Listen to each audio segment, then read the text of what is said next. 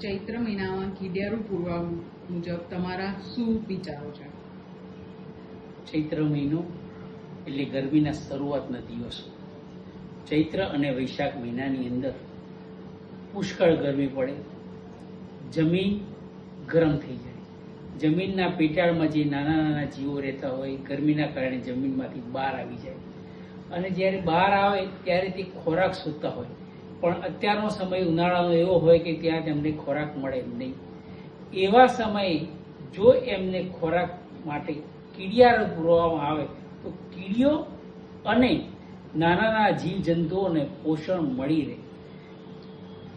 બીજું કે આ સમયગાળામાં એવું માન્યતા છે કે કીડીઓ ચોમાસાનો ખોરાકનો સંગ્રહ આ વખતે કરતી હોય છે. એટલે જો કીડિયારું પૂરીએ તો એમને એ વખતે ચોમાસાના સમયમાં પણ એમને ઉપયોગી થઈ શકે.